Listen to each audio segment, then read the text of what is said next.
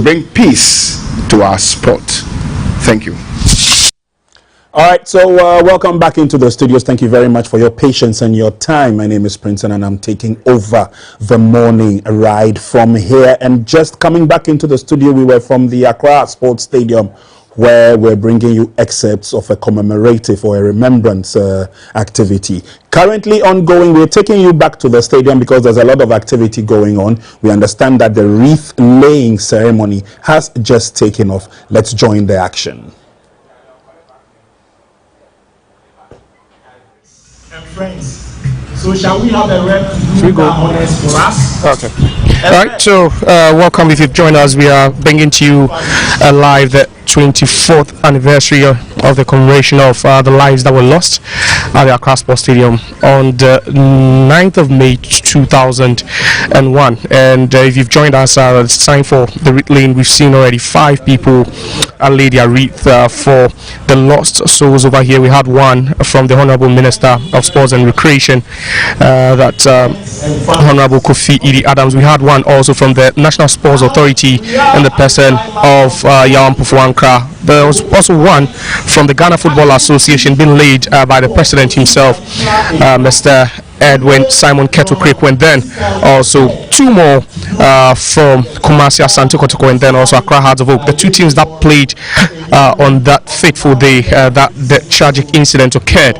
And then also we had one from the deceased family and friends. So 6 wreaths have been laid so far, but then at this point some libation will be poured. You know, where the stadium is situated is a traditional area, the Usu traditional area, so some libation will be poured at least to help with the ongoing activities, and we'll be listening to that in a bit. But then in attendance, quite a lot of dignitaries over here from the football fraternity, so let's go and listen to the libation being poured.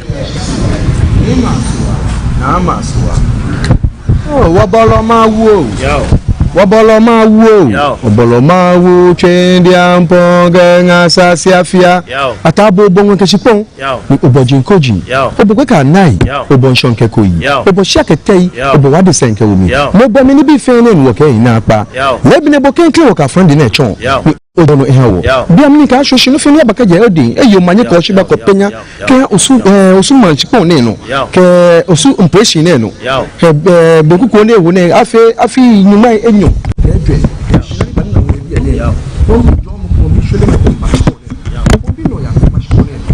Mfiana afi your impression no eyo manye ko shibra ke ha wo fe ko ni ma wan hia wo won bi ni hia jo ni mla kwen impression no gago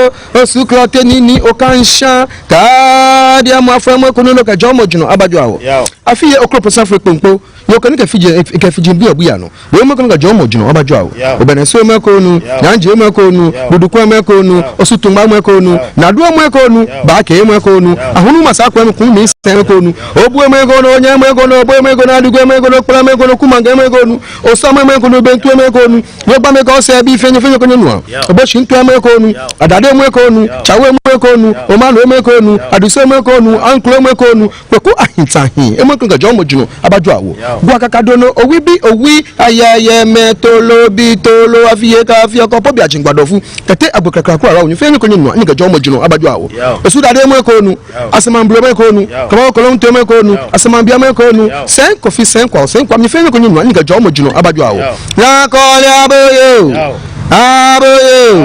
aboyo fofie kusheku kwakobeli katamanson bonso emisan aye ufojo akoma akotia asibi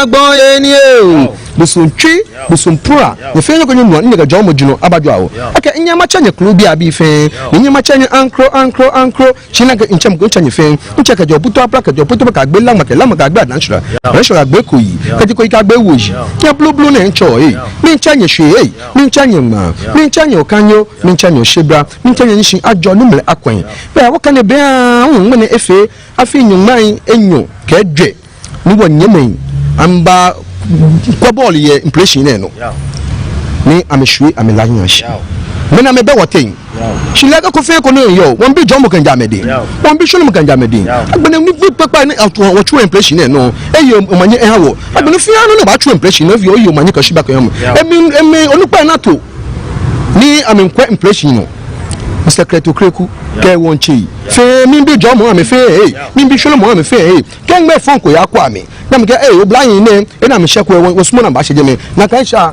fe ajam fa me say won bi jomo won bi shono mo ame medias ni obi ene mo nu pa ni obi ene wo impression nu pa fe mi bi wala ame fe ake ame ka dimba ni ameke ya amefe ameya after ya me chumo mi shole mo ame aba me bi ai shole mo ba me okumi no fi anu ame shofe ba do mo ame won bi ni hia jo ni mla kwa ofen wo yi twa wa yeduma fi ofen wo no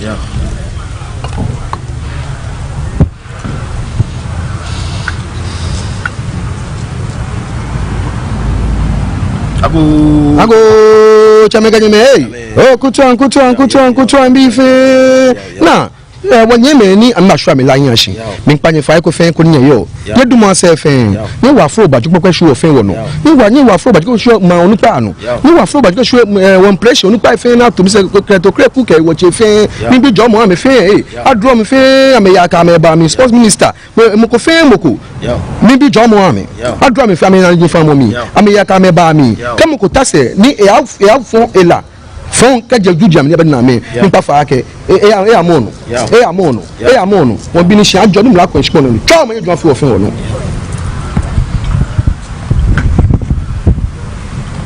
na ese anu na yi mo ka shuo shi e ko fe ko ni shuo jo mo ye je mi o ka ni shuo shi ko ni sha jo ni mle akwen e fon fe fon ya je mi ke ba ya je ofin wo si twa ma yedwa fi ofin wo no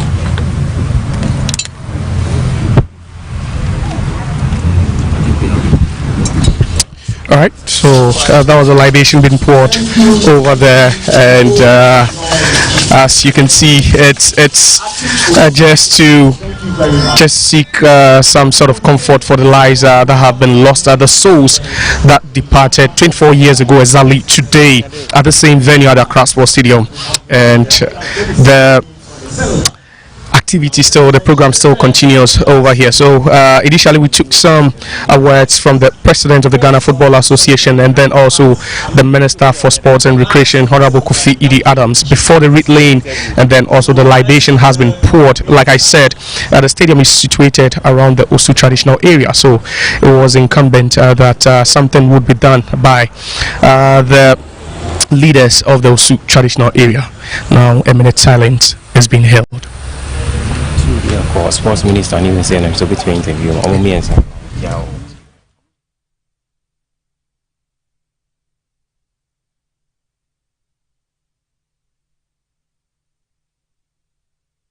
silence observed. It's come to an end. The vote of tongues will be taken, but I will try as much as we can to speak to some people over here, some dignitaries over here, as well as fans. I believe some of these fans who have converged over here were present when the incident happened, but fortunately for them, they still have their lives intact. Others also lost their lives, and that's the reason why we're here this morning.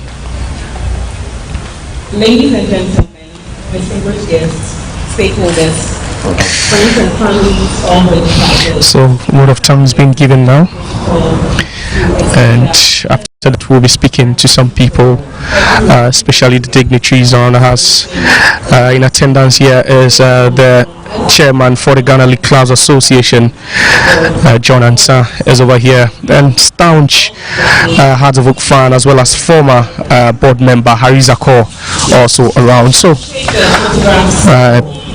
we will definitely be talking to some of them, but then the photography will be taken. There will be some photographs taken, then after that we'll definitely get to talk to some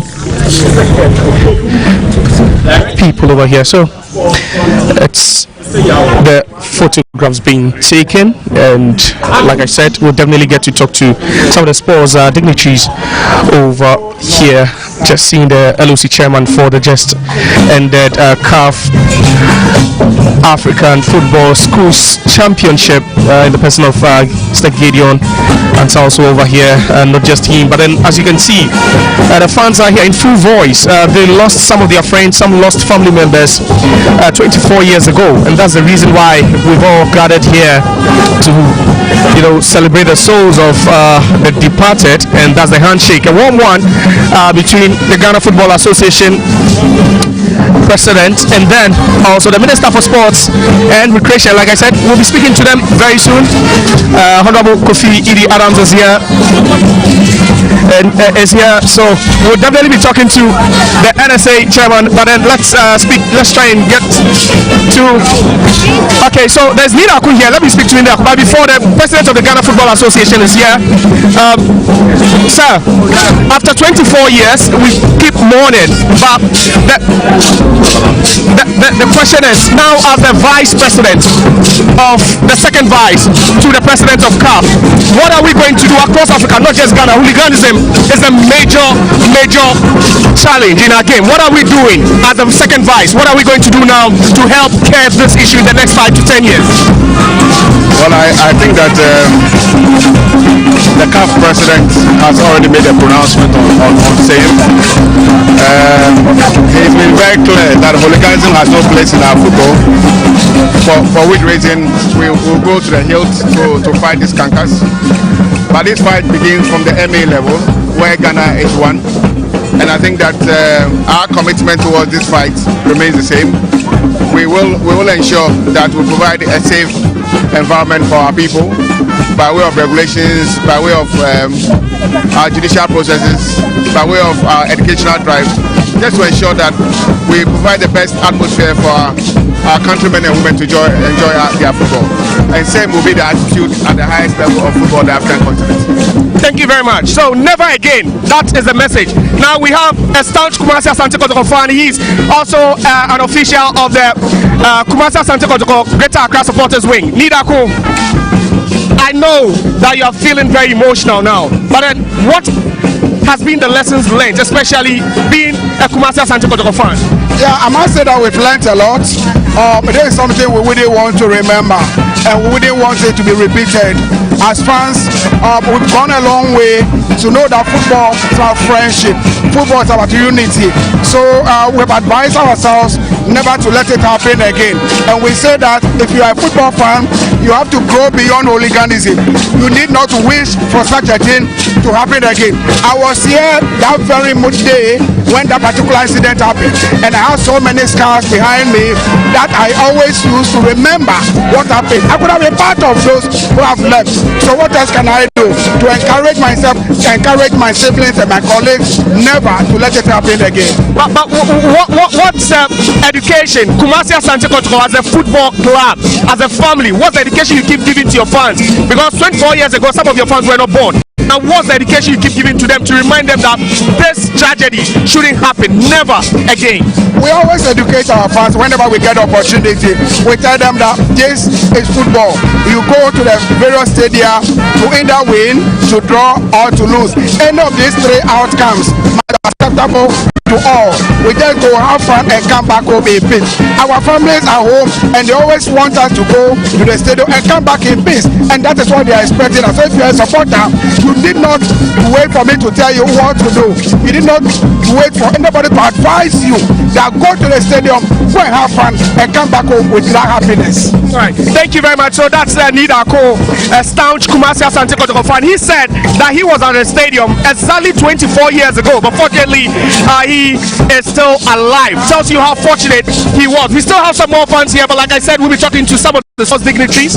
We'll be speaking to quite a lot of them. All right, so let me come here. Madam, morning. Hello, morning. From where? 24 years ago, that was stadium. And now in the stadium. Me pastor David, but now my senior brother waha. Obefie. Me tia me am say me pa. Enti one of the times I'm me born fire. I'm say rade. Me so obia enya na so obia ende ne ho. Onto me ko do fie. Say I'm pa phone. I'm a friend my brother and I'm say senior man. Me pastor now I know certain sorcery.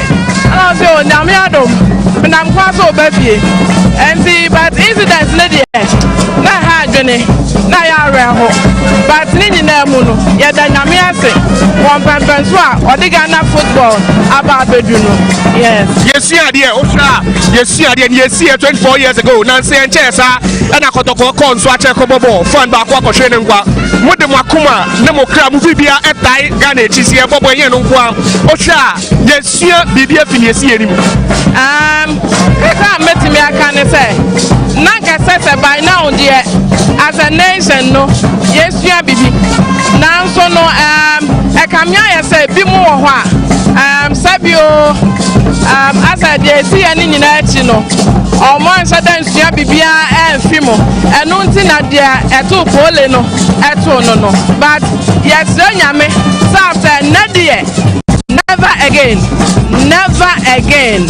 yeah. Thank you very much. So the message is clear, very short, never again. And I believe if you're a fan watching, then perhaps you might have learned your lessons. But like I said, we'll still try and make contact with the NSA Director General, Jan Pofuanka. He was around, he laid his wreath. We'll definitely get to talk to him. And then also the Minister for Sports and Recreation, Honorable Kofi Idi Adams, also laid his wreath. We got a privilege to speak to the Ghana Football Association President, who was recently named the second vice to the CAF President, Dr. Patrice Motsepe. So we are still taking action from the fans. Yeah, so the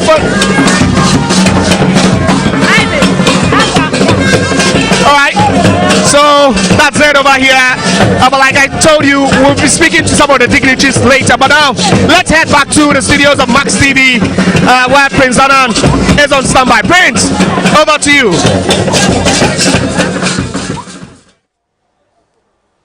Well, thank you very much, Josiah, on point and on duty at the Accra Sports Stadium as he helped us go through the remembrance ceremony for the May 9th disaster. First thing happened 24 years ago, 2001 to be precise. Keenly contested game between the two stalwarts when it comes to Ghana football, Accra Hearts of Oak, the home team, and Asante Kotoko, the away team. And then towards the end of the game, that was when violence erupted. Police had to throw in tear gas to cool down the crowd, and then the stampede occurred. 127 lives were lost that day. We'll come back and take a look at whether history has taught us any lessons. I've got my colleague Nanedo in the studio. We'll be doing a lot of that discussion. But before we do that, and as you heard from Josiah, the Minister of Sports and Recreation was also there. He was present. He laid a wreath on behalf of the ministry and I guess the people of Ghana. Let's go back and listen to what the Minister of Sports and Recreation, Honorable Kofi Idi Adams, had to say at the wreath laying ceremony. Very much. Let me also start by doing additional acknowledgement that the ministry is very well represented here. The Chief Director is here, Mr. Kati is here.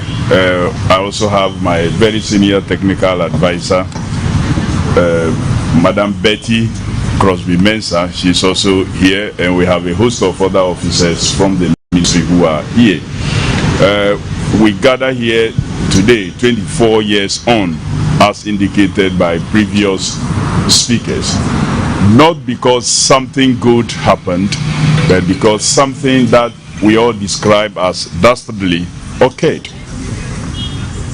We admit, and so is it, that up till now, football is a game that is played with a lot of passion.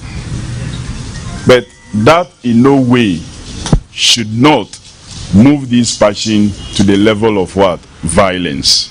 No matter the decisions and no matter the outcomes. That is why it's a game that have rules, and rules must be followed in resolving every issue. In recent times, like the president of the GFA alluded to, some incidents have begun to show their ugly heads again. That should not comfort us. And as we gather here this morning to commemorate the May 9th incident in 2001, we must not only be commemorating the day, But we must be reminding ourselves, as club owners, as technical team members, as fans of various clubs and lovers of football, that whilst we chant and support our teams, we must not move these chants to the levels of what? Violence. Never again should a soul be lost. The loss of Pole recently shouldn't have happened.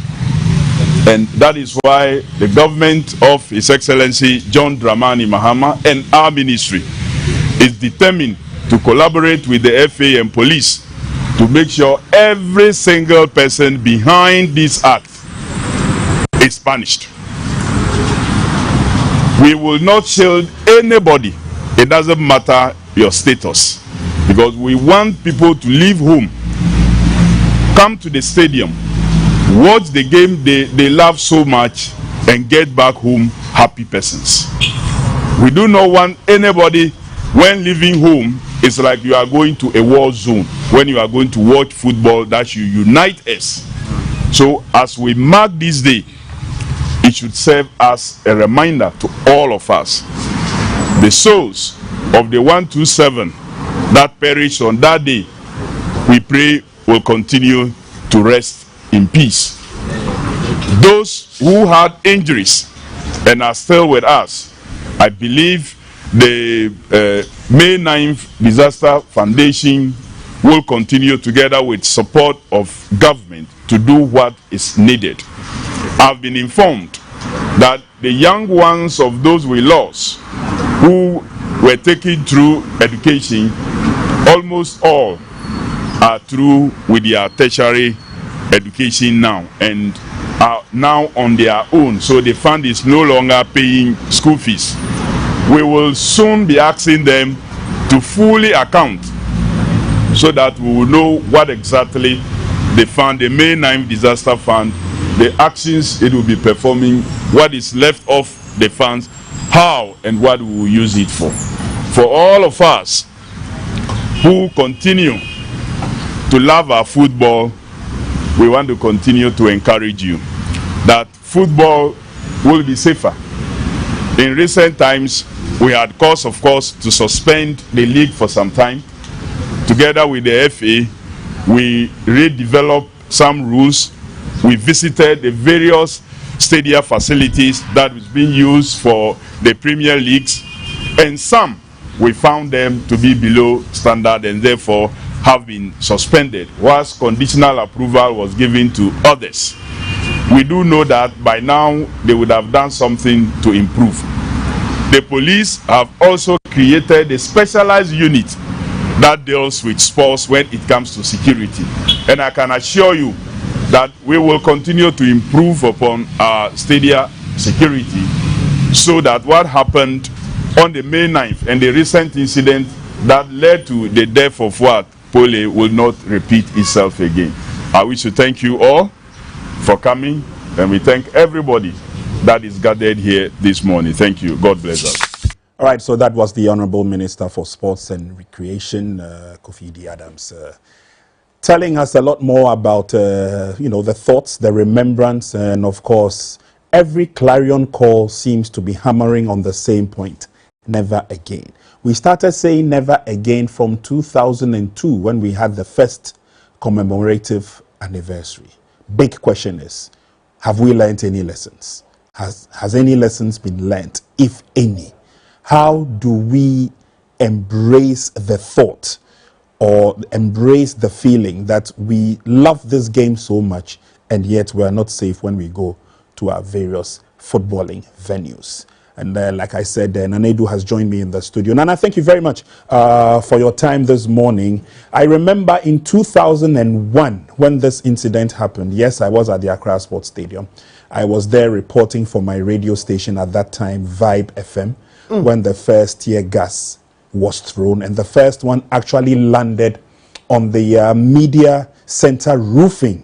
And that was where many of the Accra Hearts of Oak fans were sitting, for those of you who know where Chapter O sits at the stadium. So we all had a feeling or a brunt of exactly what happened. But at this point, I'd like to doff my hats off for one person, Mr. Herbert Mensah. Herbert Mensah had to use his pickups to actually convert the dead, the injured, those who went under trauma, some traumatic conditions. He was dashing from the Accra Sports Stadium to either the Ridge Hospital or the 37 Military Hospital. And that day, we all left home with the hope that we're coming to watch a great game of football between Hearts and Kotoko. Some of us got home as late as 10 p.m. and families were all on the phones calling their loved ones to find out. Here are excerpts of exactly what happened, and that's the May night stand. It used to be known as the Adekoka stand when the refurbishment was done. And there is another person there. You know, the trauma was a lot, but most of it was also blamed on the fact that the entry or exit points on the May night stand were just too narrow. Bodies were actually stuck to the walls of the May night stand because of the heavy push from the top. And there you see all of them scrambling. And at this stage, the tear gases had been thrown, and so they were all running away from the after effect of the tear gas. Now, this mainly happened, like I said, at the May night stand. It led to loss of lives. It led to loss of property. And obviously, for those who were monitoring it, there were calls coming from near and far. People wanted to find out whether their loved ones who had gone to the stadium to watch the game had actually returned home safely. Nana, your recollection of that day? I'll go first. Not at all saying. Bad memories, yes, I know. Yes. At that time, young guys are. I started Abrabon getting 24 years ago. I remember at that time I wanted to come to Accra and watch that particular game. But you know, the person in the he felt like, oh, you're a young boy trying Accra. I started to work at stadium. So the person I said coming in the bano, Accra, the most important thing is only do to me be and I think that is one thing I make about situation like this at Ecofa's But I'm happy say event like this Ecoso the Accra Sports Stadium. The major question I now will be say then the issue free. That is where up to now no answer the padodo na episode button yenyaye. And that is how the situation we find ourselves in a city. So we are hoping say they will learn something from it. They will make sure say events like this. That is why I'm happy about say most media houses were there, mass TV are carrying a life because a between forward against so more fear. Say at 2 a.m. football mupeng. Yeah. And I think say you gususia. The only thing they say you make sure say education be more. Na every the youth needs because 24 years there in the various stadium coffee baller. About 40% of them from Gohabon are below 30 years. Yeah. So most of them no answer that experience and almost that kind situation like this. So I cost 24 years ago. So the education is very important. Teams and football administrators are eager for 3 points. But the new football naturally say there are a lot of things that goes into it. Sure. So the education is very important, right from the Football Association, right from the Sports Ministry, National Sports Authority. Event like this, even a week before the event, any amount for bedi in Komo, you have visited various tablets and newspapers and radio stations, TV stations, normally educating for able to understand the Yakomo pain 24 years ago, and I think say Adeba Kwadebia Eduha me yawa with kakra emotional chemi na my used to do kakra, but we are hoping say we will all be learning something from it. Emma, a lot of people MP Stadium course since that day, and I think say you see a lot from it. So it's good to say situation like this, no, you in life would see mama for who say at the way AC pain, that way football, and I think say it's very important for a lot of Ghanaians to understand situation and so changes will be aba.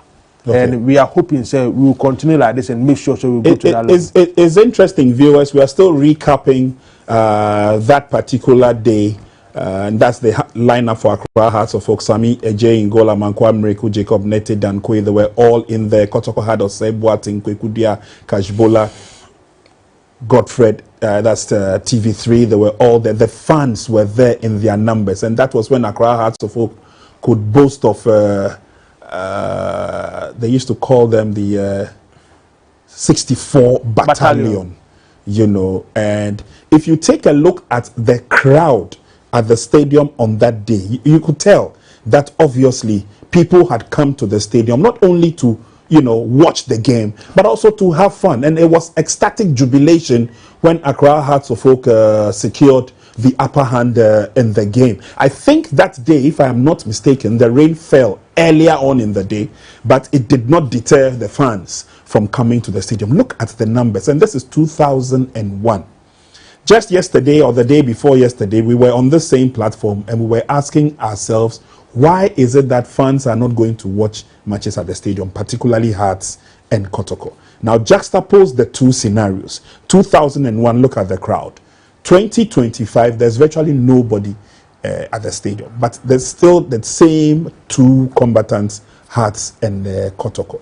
On that very particular day, a lot of reasons have been given as to why what happened happened. We don't want to go into that, but like I said earlier on, we're asking whether lessons were learnt, and I told you for a fact that there were gentlemen at the stadium who actually devoted themselves. Herbert was there because we were right there with Herbert, and he had a couple of people to help him transfer or put bodies, dead bodies, mashed bodies into his pickup, and then he drove them either to the Ridge Hospital or to the 37 Military Hospital.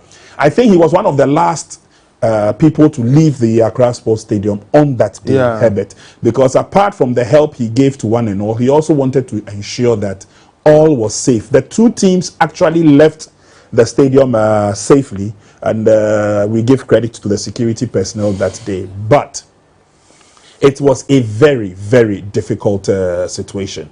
Most of my colleague journalists were either there or monitoring the situation as it happened. One of them is Samtimer Otuo Achiampong, and Samtimer will be joining us, and then he will be giving us a vivid description or a recollection of what he remembers on that day. And of course, I'll be asking him whether we have learned any lessons thereof. Do we have Samtimer on the line? All right, Samtimer, good morning. Prince, I'm sure you can hear me. So I can hear you loud and clear. Thank you very much for joining us. I would like to start by asking, obviously, it's been 24 years down the line. Maybe your final take will be on whether we have learned any lessons or not. But give me a vivid recollection of what you remember on that day, May 9th, 2001. Okay, thank you. 24 years ago, as young journalists, I had come from Kumasi with my colleague Joe Laka to cover that match. I do remember it was a 5 p.m. kickoff, so we set off quite early from Kumasi. Now, on the way, we realized that the stadium was full, even as at 10 a.m. But we managed to get to the former press box. I mean, you know, it wasn't like this. So I do recollect referee Wilson, I think the name was Joseph Wilson, say he was in charge on that very occasion. So the first half was goalless, quite intense. Then along the line, I think Kotoko scored first in the 60th minute. So Haas got the equalizer 17 minutes later through Ismailado. And then 3 minutes later, around the 80th minute, the scoreline was 2-1 in favor of Hearts of Oak. But if you do recall, I mean, the Kotoko fans have started singing. You know, those were dominant days of Accra Hearts of Oak. So they virtually assumed that the win was theirs on that occasion. So when the second goal came, you know something happened. The referee, the assistant referee one, raised a flag and put it down later. Now, the reasons were two. Some people thought that he had raised a flag for an offside. Others also realized that there was a foul on the Hearts of Oak player, and the referee might have played an advantage to Hearts of Oak. So that was when the plastic chairs started flying to the stands, to the pitch, the tracks there. So that is what I remember. Then we began witnessing a chaotic scene. So the police started firing. First, it was some form of warning shot or something. Then later, the tear gas came. So that was when the whole thing began. Yeah. The gates were locked. People were running for their lives. And then any attempt to leave the stadium was sort of not practicable because the gates were locked. And then in an attempt to get out of the stadium, what happened. So you have to lie on others and not. I mean, I think a lot of people, I don't want us to go back to what really happened. Yeah. Very bad scene. So we had come from Kumasi. So when we left the stadium and then got out of the stadium, that's where we realized what had really happened, because people who parked before us, and then you stand there, you realize that a friend will come and then just tell everybody around that, look, the guy who parked this car is no more because of what has happened. So we have to stay, and then, the role Mr. Herbert Mensah and others played on that day. Exactly. A lot of the journalists and those who are around. Yeah, so May 9, apart from what happened, you see, those days were when our football, in my opinion, was quite okay. Hearts had a good team. Herbert had come trying to put up a good challenge to make sure that the Hearts dominance will not continue. And then May 9 happened. So I think that's what I recollect as far as the day is concerned, taking people to the hospital and all that. We waited and had to come back to Kumasi late in the night. Yes. I remember that our colleagues from Kumasi, yourself, Joe Laka, and a few others were very concerned about what was happening. And as journalists, we obviously need to find out exactly what the details were. And so I saw most of you at the stadium after 8, after 9, still hanging around, still trying to find out exactly what had happened. But we've moved on 24 years down the line. And every year we seem to commemorate the May 9th disaster. There is one cliche that has not left the lips of many a football fan, and that is never again. But we ask ourselves, really, have we learned any lessons sometime? I don't think so. I don't think so. You see, when the Okujacho Commission was set up, Prince, something happened, and in my opinion, it has left quite a scar, because you see, the 6 policemen who were prosecuted, it's turned out to be, if you ask me, a bad precedent, if I am allowed to say, because you realize that since 2001, our police have been a bit unconcerned about what happens at the stadium. Because if I recollect the names, yes, ASP, it was led by one chief superintendent, Grantin Minta, ASP Fachi Kumi, ASP Frank Amua, ASP Frank Ayi, ASP John Nami, and ASP BB Bakomora. I mean, before May 9, the police were very, very active. And you realize that they will not watch unconcerned for certain things to happen. But they have been quite cautious in dealing with the crowd lately, because any mistake would land me into some form of trouble. So the first thing, in my opinion, that I would say we've not learned is that the police have not been as active as they used to be if you attended our stadium between the late 80s and late 90s, you realize that the police will not watch certain things happen. But these days, they have been a bit more cautious. Secondly, the club licensing issues, if strictly adhered, if you ask me, it's enough safeguard, it's enough for us to protect fans and everybody at the stadium. But the discussion around the club licensing is that we are not yet there. And so a lot of safety measures are just thrown out of the woods. So I think that, yes, if you want to play football, then we must go with the tenets of football, as is done anywhere. The supporters, the fans have not been educated enough. We still go to the stadium with the notion of picking 3 points at all costs. That is why fans are still beating referees. Referees have not come to realize that their decision could lead to a lot of things happening.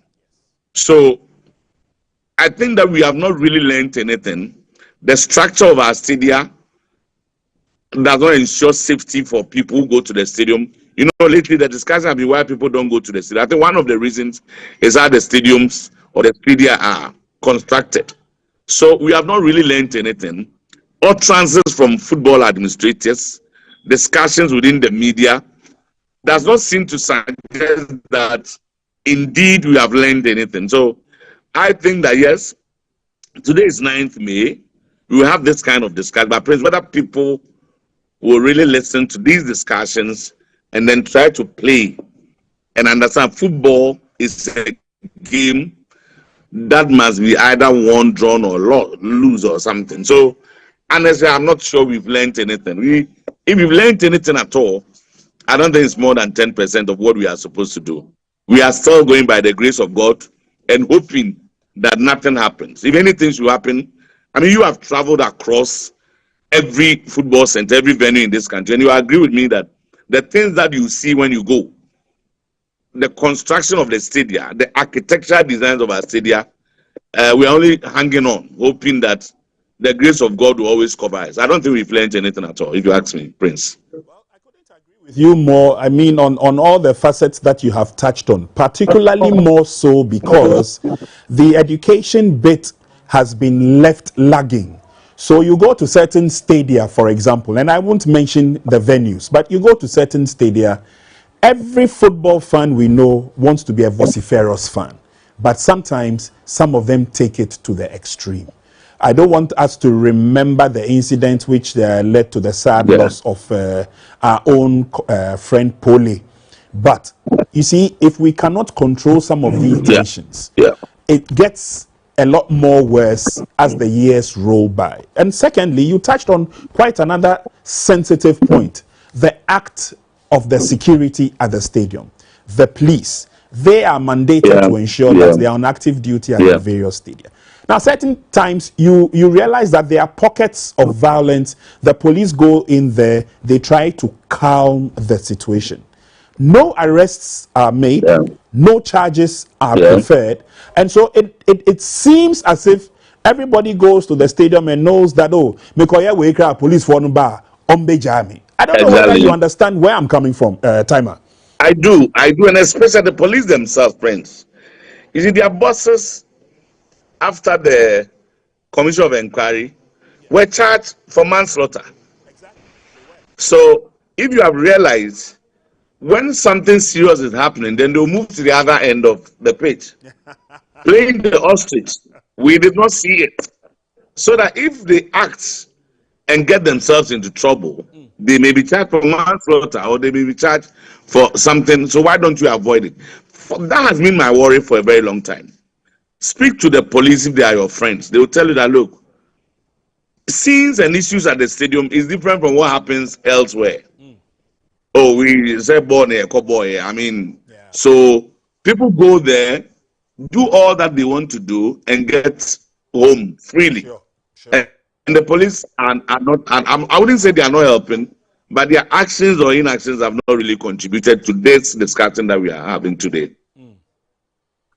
Well, we can only hope and pray that, it gets better as we go along. But a lot of planning, a lot of thought will also have to go into it as to, number one, how we can curb the incidences, the negative incidences that happen at the various stadia. And by so doing, how we can also prompt football fans who hitherto will not want to go to the stadium at all. They will prefer to stay at home, listen to it on radio, or if it's on a TV, watch it live. They are all now getting scared of going to the stadium. I was telling a colleague, I don't know if you will agree, that the people we see going to the stadium are those die-hard ones who would almost always want to go to the stadium. We are not getting new people to visit our stadium. And so by so doing, we are always thinking that our game is going down. Yes, and the new generation, you know, there's a lot of competition these days. Sunday 3 p.m. competes with about 5, 6, 7, 8 major leagues across Europe and Africa. That's true. So if we don't do things well, obviously this is what will happen. And we've also forgotten the value that it creates. I sit in my house and watch 3 games at a time. I go to the stadium and can only watch 1 game. So we need to, abreast ourselves with the competition that we are in, and then try to make our stadium a very safe place.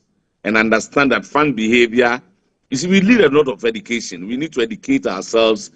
We need to educate our commentators. We need to educate our footballers. Some gestures, actions, and all that. We have a long way to go, but I don't think that it's that desperate. We can really do something if indeed we want to do it. I see. Okay. Let me pick your thoughts on this briefly before I let you go. Watching previous games in the years gone by, our level of football as compared to the quality that we are producing now, any significant changes? I do not think so. Boast of a certain, for example, we cannot boast of a certain Joe Debra, a certain Shamokwi, the late, may their souls rest in peace, a certain Michael Osei, for example. There is nothing really to boast of in the modern football. Okay, but Prince, yes, I may want to agree, but not entirely, because see, you remember when Herbert Mensah sat on TV and then adored Alexani, Felix Humphrey, and those guys who were joined from Dawu or something. Sure. I think that who are stars in terms of talent, I don't think that we lack them. No, but it's the projection, the promotion. Okay. What are we saying about these players? Why should I come and like Simon Drew like this? And all these guys we are mentioning, yes, they had talents. They started from the schools, competitions. People followed them. There were a lot of talk about them. I want to say that we need to project the players. We need to talk about their qualities. We need to let people know the stuff they are made of. Yeah. And when we are able to do that quite clearly, I think that we may be able to draw people to the stadium. So I think that we've not made conscious efforts to project the league in the midst of competition from other countries. And these guys, there are a lot of talent. If you watch teams like Bichim, not the big ones, you realize that there are a lot of talent when properly harnessed and promoted can attract people to the stadium. That's what people are doing, and I think we are not doing. Let's talk about them. Let's discuss the players. Let's speak good of the league. Let the organizers help with the promotion. They should come out with strategies, engage the media. And I think that in terms of talent, we are not short of talent in this country. Go to the villages. Now, if you go around and look at the entire areas, the football competitions that they play, you see real raw talents there. So I don't think that Ghana is short of talents now, but we need to project them. We need to make conscious efforts for people to know them. The club should be part, the FA should be part, the media should be part. And in so doing, we still have talent. I think we still have a lot of talent in this country, Prince. I see. Well, I couldn't agree with you on that one. As for the talent, I know they are bound north, south, east, and west. Once they are given the opportunity, like you're rightly saying, and they are harnessed very well, I'm sure that it will come out. But are we then saying that because lessons have not been learnt, as we all agreed earlier on, are we then saying that subsequent FAs from 2001 up to 2025 have not done enough? No, they've not done enough. But let me also ask this question before I even answer your question. Is there any document? You know, the league attendance have been dwindling. It has been coming down for a very long time.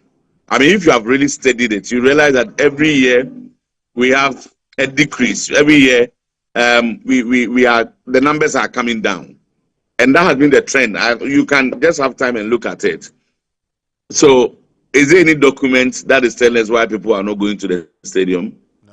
Are there no researchers in this country? Yes. Don't you have the universities all over? Yes. Why can't you get people to find out exactly why people are not going to the stadium?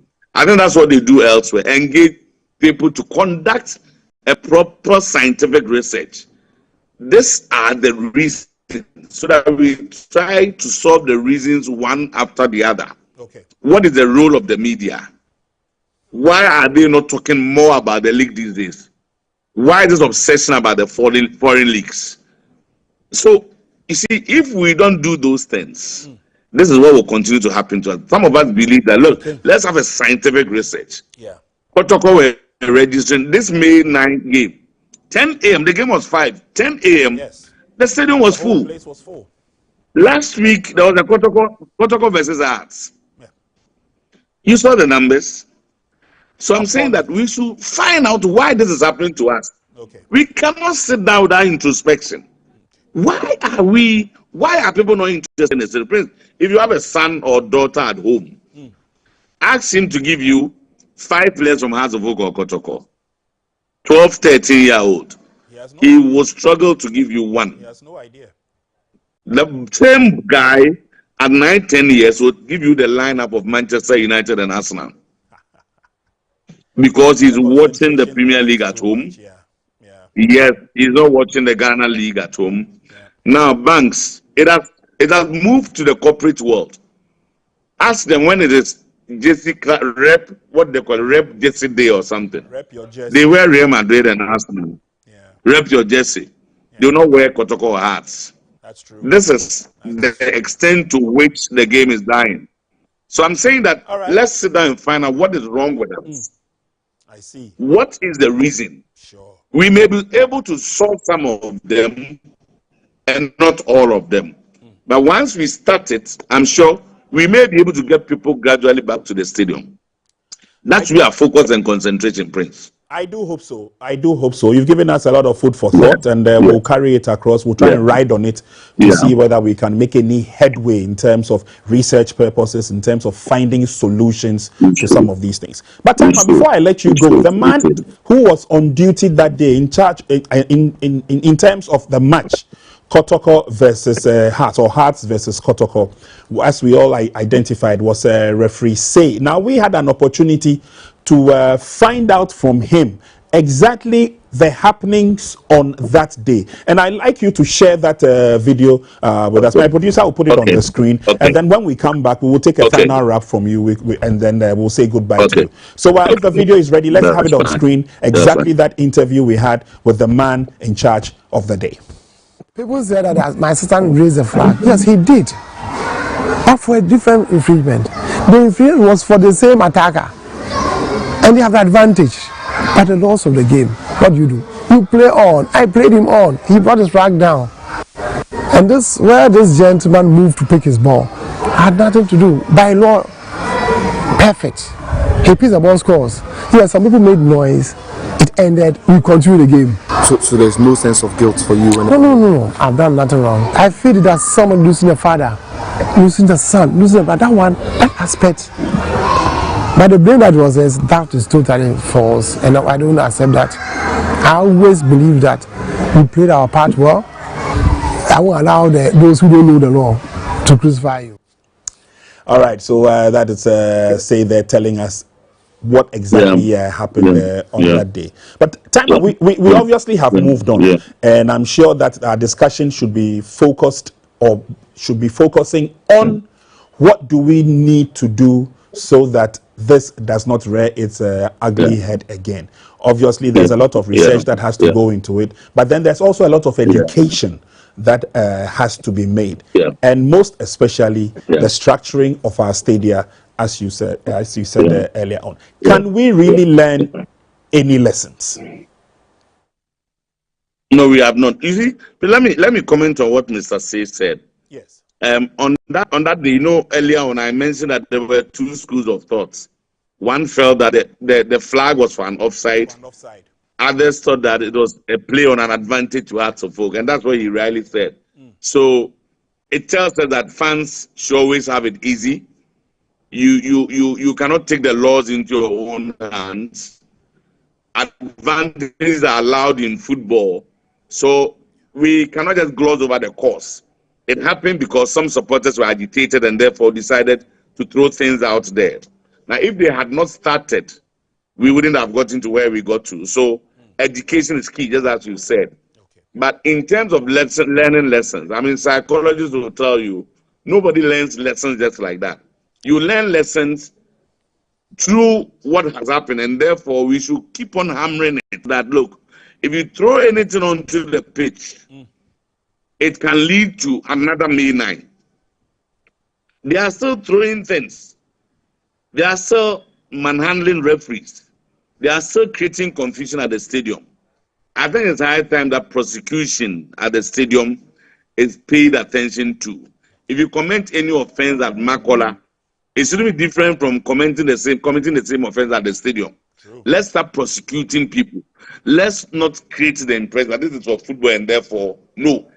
We have to start doing that. Okay. Referees must be responsible enough and all of that. So I think that's fine. Let's learn, educate ourselves, have more research. Let's bring academia into football. More research, more education, I think we will be fine.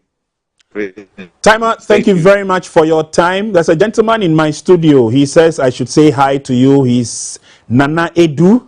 And Nana Edu says that you are the big brother. So I should say hi to Big Brother. So, Big Brother, hi. Hey, Nana. Okay, so I'll call him later. Tell all the best, friends. Thanks so much for the opportunity. For sharing your time and your thoughts with us. We really appreciate this. And we've picked up a lot of lessons from what he said, like Timer rightly said. And obviously from the center man of the day, referee Say, he's also given us a vivid explanation of what the permutation, not the permutation, but what the explanations were in terms of the flag that went up. Friends, you know, Mr. Tiakasa sometimes will tweet. Sure. I think Uko Kumasia, radio, any TV, I think the most popular person in Kumasi and what be our chef sometime. I remember intro car said at that time. Yeah. By in 2001. I remember those days Fox FM. Sure. On Joe Laka. You know, the Lali Atiase, those names, you know, no making sure say Obama sports Kumasi engineer. So kudos to Mr. Tui Champon, Bema Boada, sometime. And I think so I can say maybe how we can do a lot to make sure say if event like this ain't happening in our game. And why is straight on the issues? What can the way sit here? And I think say if the Football Association under the Sports Ministry 8 years show we are, some of these things are so mutie. They be American. And I remember coming on radio on Monday on Sports Park after me coffee I got to Kone House on Sunday. No, Rebecca was radio no say they need to find a research team to look into it. Why people are not going to the stadium. And a clear example na sometime I demand no.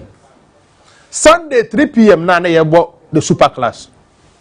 Kotoko and House was competing with Chelsea and Liverpool because 3:30 Chelsea and Liverpool were playing. Yeah, Liverpool have already won the league. Chelsea is hoping to be in the top 5 to qualify for the Champions League. Yeah. So it tells you say the youth today under 34 and under 44 no would like to watch that game. So the question I'm for is and say, I didn't know the super class all the time, at 3 p.m. I didn't know Europa, you want early kickoff as early as 11:30, as early as 10:30, near a game. Now you stick to 3 p.m. Why? That's a question that I remember it got to a time you decided to go to corner house. You born in Arabium 6 p.m., 7 p.m. Yeah. But in recent time, I remember the last democracy cup you could try. So I gave me born in Umbre. Yeah. Yes, so we should ask ourselves and say, are we going to stick with 3 p.m. Bonana? Okay. Because it's competing with the European markets. And the youth today, one, because of betting, because of interest, or more special interest in the European games, and it's competing with them. All right. Prince, hold your horses. I'll go back to the screens. We'll have a little bit of a discussion. Former Safety and Security Committee member who was on duty on that day as the security analyst, Mr. Ampem Dako, will explain a few details to us so we understand fairly exactly what happened in terms of the security, in terms of safety on that day. Mr. Ampem Dako, thank you very much for joining us. Thank you. Now, it's been a while. I remember that I've had a lot of interactions with you when it comes to safety and security. But on that particular day, you were on duty. How was safety and security like on May 9th, 2001? Thank you very much. Let me say good morning to all our listeners. Good morning. Security, in fact, in numbers, was okay. The numbers were there. Okay. But the approach towards the effort of fans who were vandalizing state property was the problem. Okay. Yes. When you say that was the problem, was it a problem that could not be handled by security personnel on that day? Because a lot of people believe, for example, I don't know whether you will agree, but a lot of people believe that the effect of the throwing of the tear gas led to most of the stampede, which included the ripping of the chairs in the stands.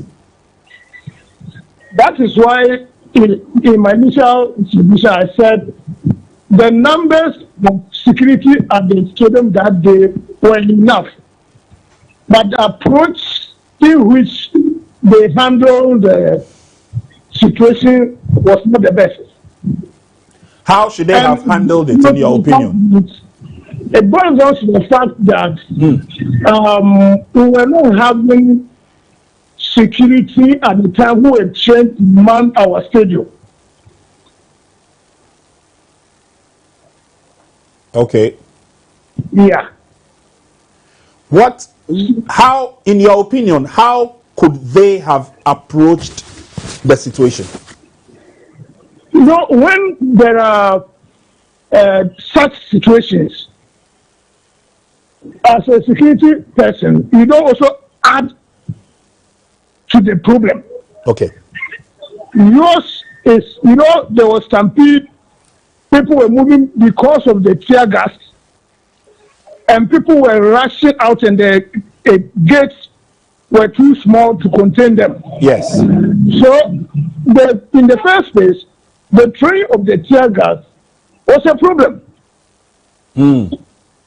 They could have used other means to deal with the situation. Looking at the numbers in the stadium that day. Okay. You know, you look at the numbers, and when anything triggers, this incident will happen because everybody, the numbers were huge. It was a full house. It was a full house. Yes, the numbers were so huge, and it was in the evening. That was also the factor. It was in the evening, and seriously, it was very sad. It was very sad. But when you say that the match was in the evening, can you please explain If it had happened in the afternoon, wouldn't we have also said the same thing? Please come again.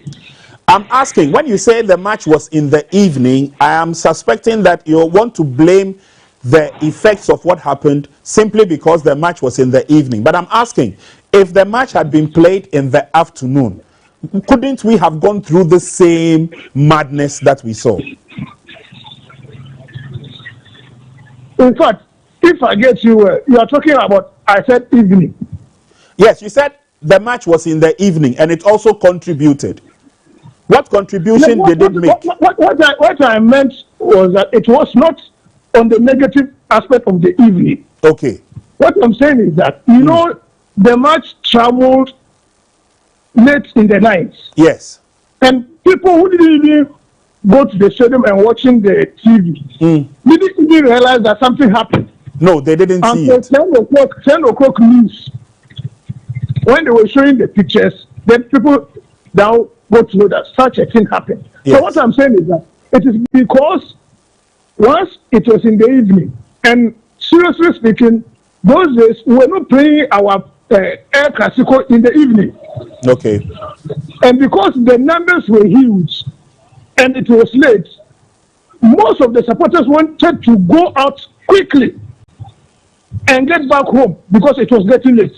Okay. You get me? Yes. So that's why I said I'm not talking about evening matches being something. No. Okay. But it was because the reaction, you know, when something happened, there was a reaction. And everybody wanted to go out quickly to get to his own destination. So the point I am saying is that since this incident, there will be a series of other incidents that I personally think that the authorities are not doing much about this situation. When you say authorities, who are you referring to? The Ghana Police, the FA, or the Ministry? The FA is a prime benefactor of our league. Okay.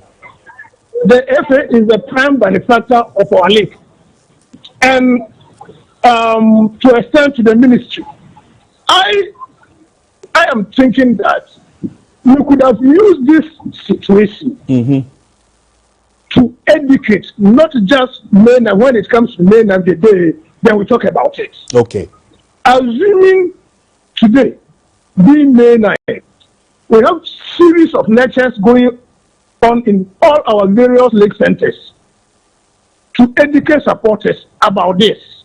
We have, we should not wait for this day today, then we talk about it. Okay. There should be some program lined up so that every year, today being May 9th, we have maybe peace match. Yeah. Peace match. We play matches across the country through the game recess. Then we educate people, showing videos about what had happened before. Okay. And what we need to do. Can you imagine that if today being May 9th Friday, the FA organized a game, peace match, between the same players who played the match that day? And that's a good point. That's a good point. You get me? So that the players were traumatized when they even saw the videos. Yeah. So if you get Ismailado who scored the goal, or Isaje who scored the goal for Kotoko, and you are interviewing them, people will get to know the impact that they had on them. That's a valid point. That's a valid point. So we are not doing much about this. This may now should have been the turning point in our football when it comes to violence. Yeah. Okay. All right. I think you made some. Don't do it today. We should continue to be doing it. Apart from Habitado, who who normally organize such things, we don't hear anybody doing anything. You're right. You're right. So a lot more education has to go into it, and the education must be a continuous thing. It shouldn't just happen May 9th. Okay. It should be continuous. All right. I think you have a valid point. I share your point. I share your point. And especially the players who were in action on that day, they can also tell a story. in terms of the education, so that we can all learn from there. Mr. Mpimdako, you've given us a lot of food for thought. Thank you very much for your time. And should there be the need to talk about a lot more of these safety operatives and operations, we definitely will come back to your doorstep. Thank you once again, Mr. Mpimdako. All right, so Mr. Mpimdako, I remember that day very well because I had bumped into him earlier on before the match. He was going around trying to cordon off certain sectors of the stadium, and so I remember he was. That day, no Caribbean. Oh yes, I remember. I remember. I was then at Vibe FM, a very young journalist up and coming. At that time, the media said that also. No. Even in Accra, I don't think they do 10 stations. No, not quite. But the impact that Sometime and Co did, because they came all the way from Kumasi, like he said, and so they also gave a different dimension to how to prop the game. And I'm sure one of the programs I had with you, we spoke about the fact that promoting some of these games has not been the best, either from the teams or from the FA. So, you know, it gives a lot of food for thought. And like Mr. Mpimdako also rightly said, how about getting the Lawrence Jays, the Ajatetes and Co to come on board to also share? For example, a day like May 9th, an anniversary game, Kotokone has. So you even 70% of the players who played that day, who were there on that day. The young guys, we are blast star players, we are blended them with them. If you are Accra Sports Stadium, it's live on TV. Ghana food in Nigeria. They take this opportunity to educate a lot of people in this country. I think that is the best way to go, rather than maybe 30 minutes, 1 hour event. One of my chats with the Kotoko goalkeeper on that day, Osei, he also said the same thing. That, you know, bring us all together so that we can use our blend of football to tell a story. All right, we'll be going back to the Accra Sports Stadium where the event happened earlier this morning. We had a wreath laying, we had a commemorative program for May 9th, 24 years down the line. May 9th, 2001, 127 people lost their lives just because of football. The biggest, at that time, it was the biggest disaster in football, especially on the African continent. My colleague Josiah has been very busy. He's had a chat with Yao Ampofo-Ankra, who's the Director General of the National Sports Authority. He's also had a chat with the person we know as the Millennium Chairman or the Champion Chairman, Harry Zakor, then was in charge of Accra Hearts of Oak. Let's take a look at this interview and what they had to tell my colleague Josiah when we'll be wrapping up with our chat in the studio. With the Director General of the National Sports Authority, Yao Ampofo-Ankra, he laid his wreath. We heard from him as well, you know, during the program. That's the commemoration of the 126 black souls we lost here exactly 24 years ago. Yao, talk to me about the memory, Mr. Ampofo-Ankra. 24 years ago, perhaps you might not be at the stadium, but what memory does it invoke for you? Not at the stadium? Were you at the stadium?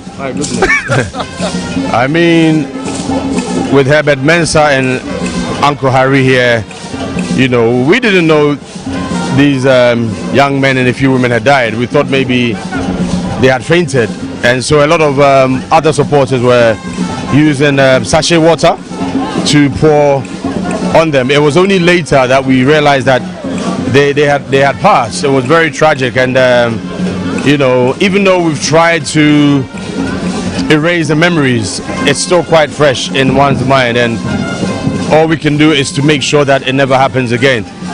I just got back from Tamale, and I had to rush here quickly because I wouldn't want to miss the program.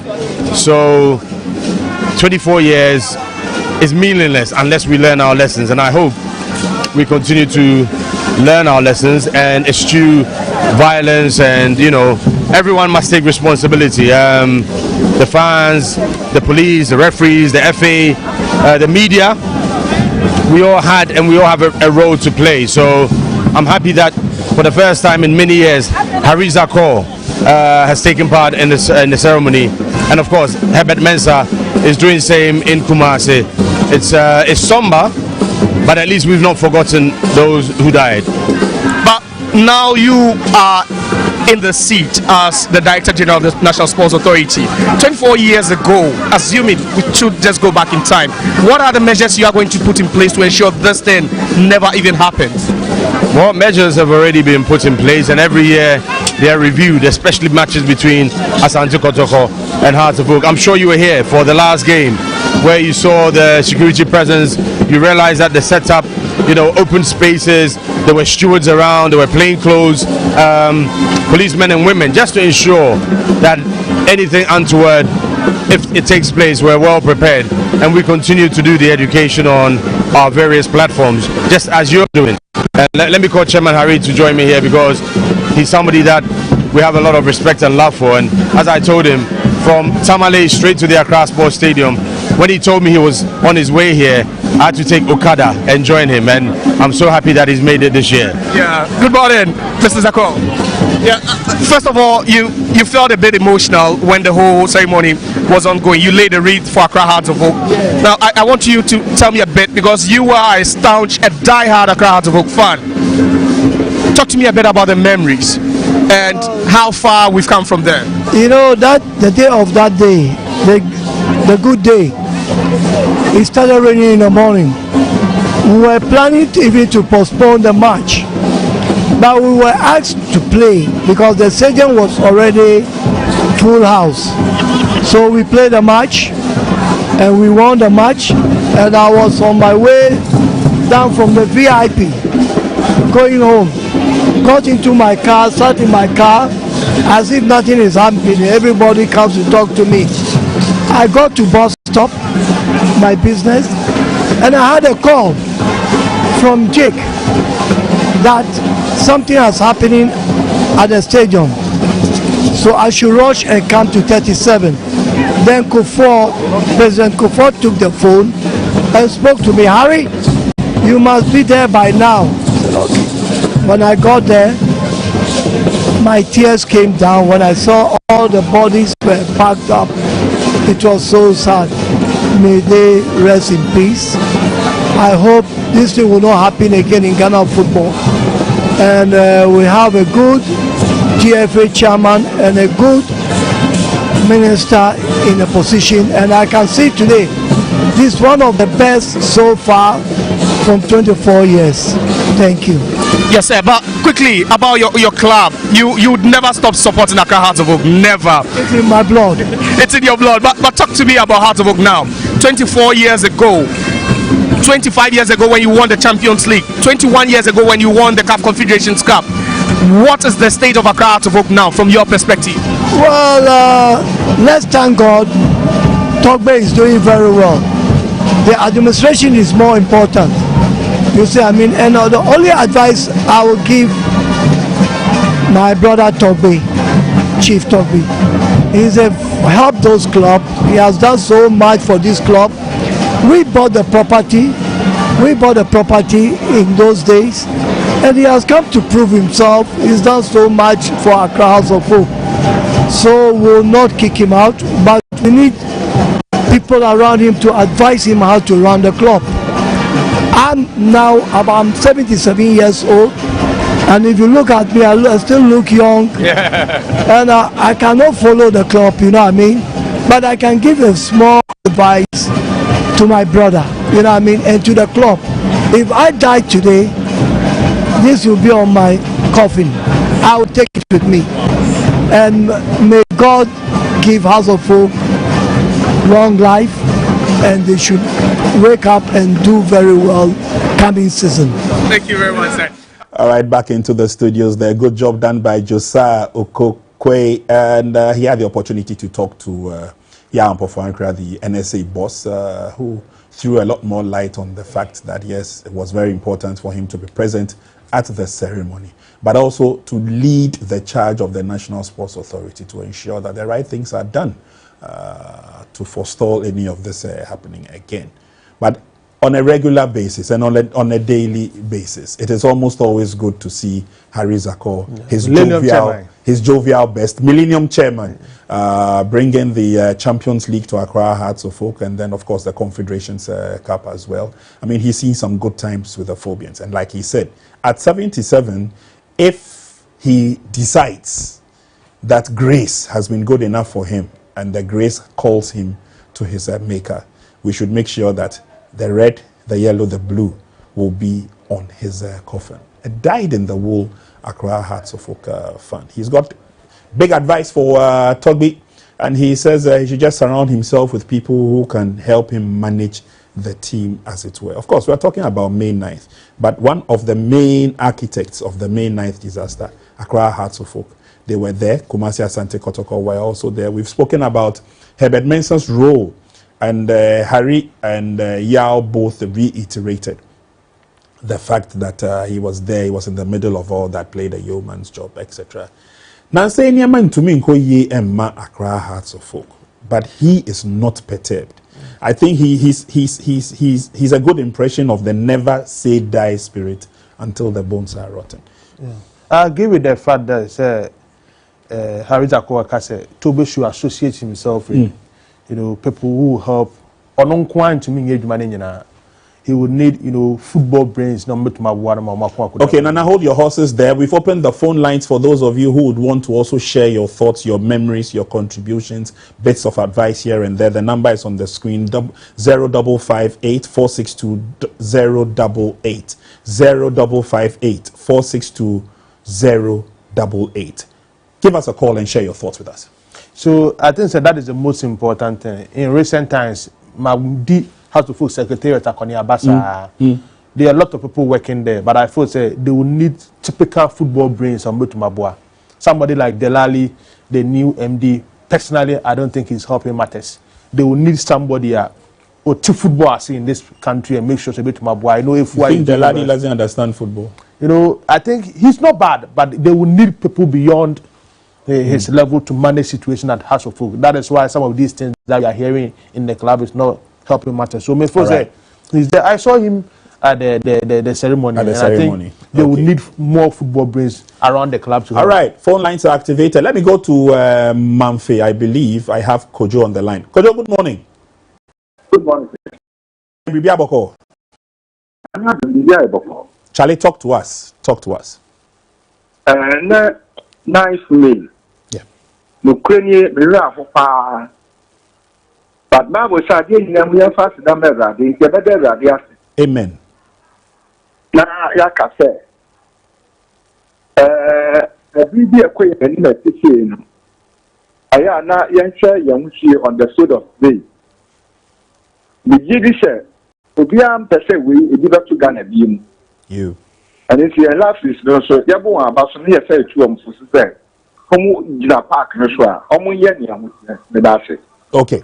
Thank you very much. Kojo was brief on the line, and we urge you all out there to be as brief as possible so that we can accommodate a lot of people on the show. Thank you, Kojo, for calling all the way from Mamfe in Equiapim. And so, Nana, yes, you are on the line. It looks like, a month for, air follow the way our situation is equal. Sure. And a do day like this, I know be a follow how our things is equal.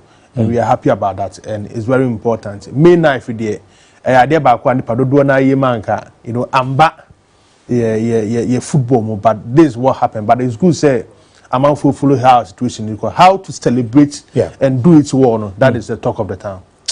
This May 9th has not really, augured well for Ghana football. It has remained a stigma in our football development. Like I said, the biggest disaster to happen in football on the African continent. But we're only hoping and praying that after 24 years, we can put to rest the issue of the lessons. They must be learned.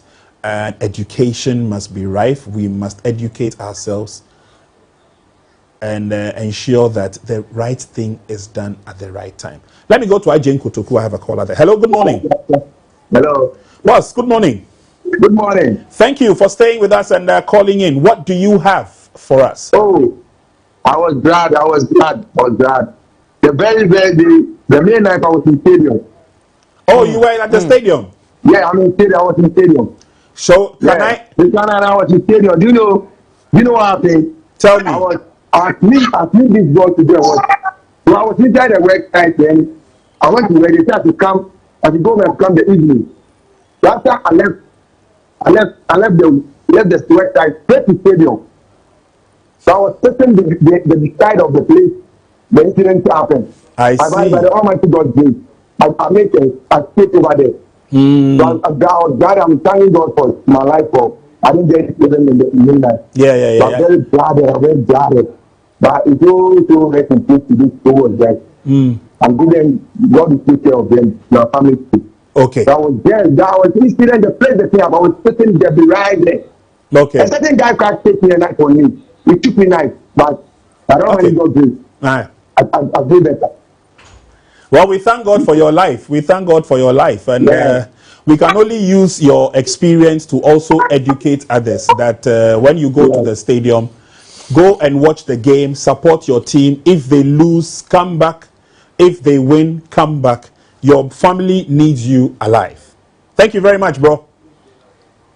All right, so that was him also telling us. He says good, sir. No, stadium. Actually, also not obeying, baby.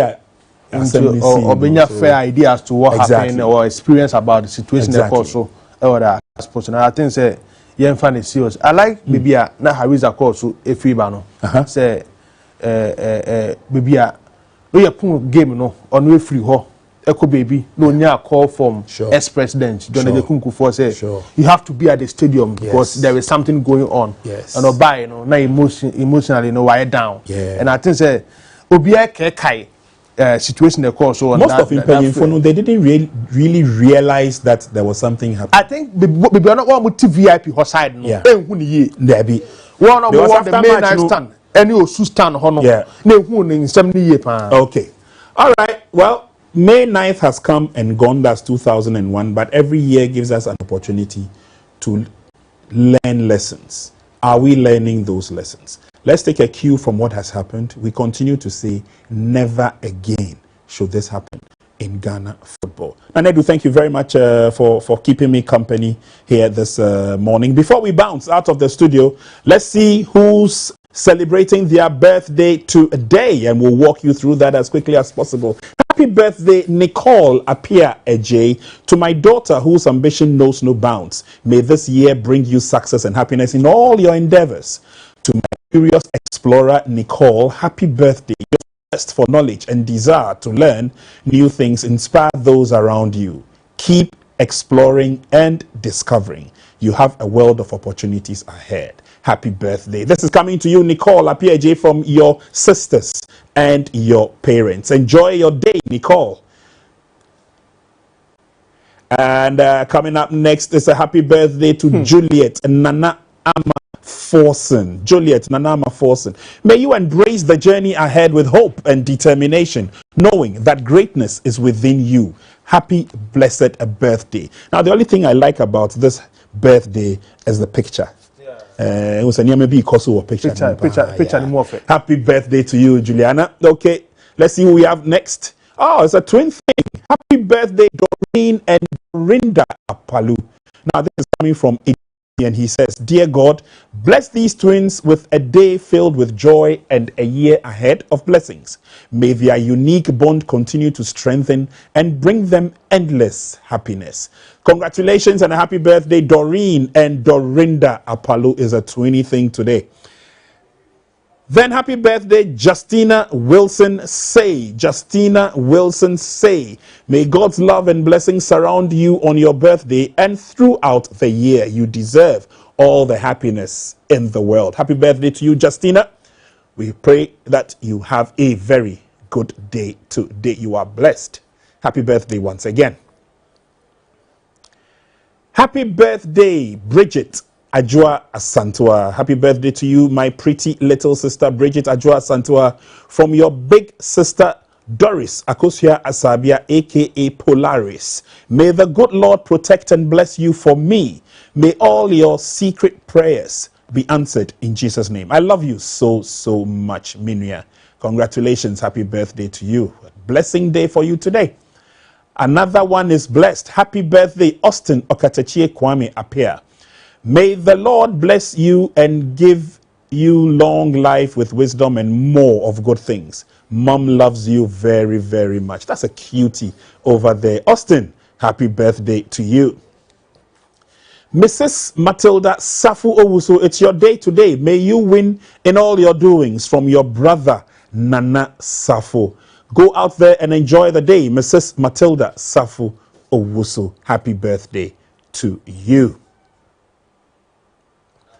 Then a happy birthday to Joshua Ifa Walden. Joshua Ifa Walden. Happy birthday to you, my little man. You're always my sunshine. From Pastor Patrick at Max TV MCR. This blessing comes with a lot of blessings, so happy birthday to you. And on that note, we say thank you very much. I'd like to wrap up on behalf of the entire crew that has worked tirelessly to make this Friday morning a very special one. Thanks to Nanaidu, who was with me in the studio. He's promised a bowl of fufu and light soup. I'm not too sure whether that will happen in my lifetime, but I pray that it does. But to you out there, thank you very much. Enjoy the weekend. Enjoy the programming here on Max TV. We'll come your way again with refreshing news and ideas when the week begins. It's bye for now.